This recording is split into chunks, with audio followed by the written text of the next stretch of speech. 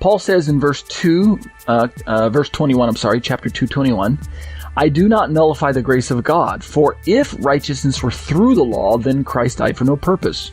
Okay, let's read my comments. This is the first time in Galatians that Paul uses the specific noun righteousness. The Greek is dikaiosune. And it's interesting that this is the first time that he uses it. But as we see, he's going to use this noun again in a nearly identical argument in Galatians 3:21.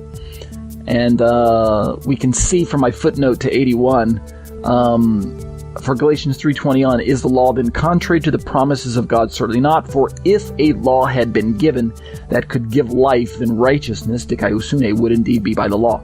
So we see that the two verses, Galatians 2:21 and Galatians 3:21, are nearly identical to one another. They got this kind of parallel concept going on.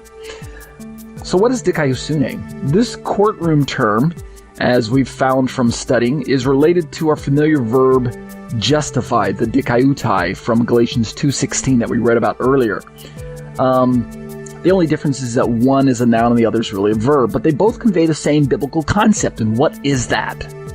It's a status of right standing that God exclusively grants to mankind, and it is rooted in God's own righteousness, yet is, as Tim Hegg states, it's neither purely forensic, right, that is the salvation kind of righteousness, which Christians might call positional, nor is this righteousness purely experimental, that is the kind that Christians might recognize as behavioral or practical.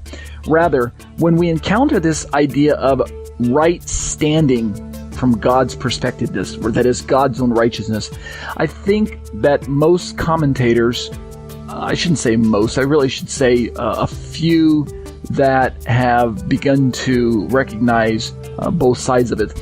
It's really both, right? It's really both forensic and behavioral. It's really positional and practical. It's really salvation. It's really justification and sanctification. It's really the two sides with one. It's really one coin with two sides. What kind of righteousness does Paul have in mind here in the verse 21? Is it the behavioral? Is it the salvific kind? Which side of the coin is he focusing on? And so I don't think he's focusing on the behavioral side, the sanctification side right now. I think, as I keep reading, with Ephesians 2:8-9 in mind, right? And we all know Ephesians 2:8-9. For by grace you've been saved through faith, and this is not of your own doing. It is the gift of God, not a result of works, so that no one may boast. With Ephesians 2:8-9 in mind, I think we know that some like to interpret this verse as a generic teaching leveled against works righteousness, where mankind in general might be found trying to gain salvation. That's the forensic righteousness. Man might be trying to gain salvation by doing good works, without the law necessarily even being in the picture, yet supposedly being singled out by Paul here in Galatians as a sort of supreme example of, quote, good works that a man could do, end quote. In this way, I go on to say in my commentary, in this way, the verse would basically be saying, quote, this is my own paraphrase, right? I do not nullify the grace of God, for if righteousness were through doing good works, then Christ died for no purpose, end quote. Right? And the theology behind taking law here to mean good works in general would not be incorrect. You agree? In other words, good works do not secure salvation.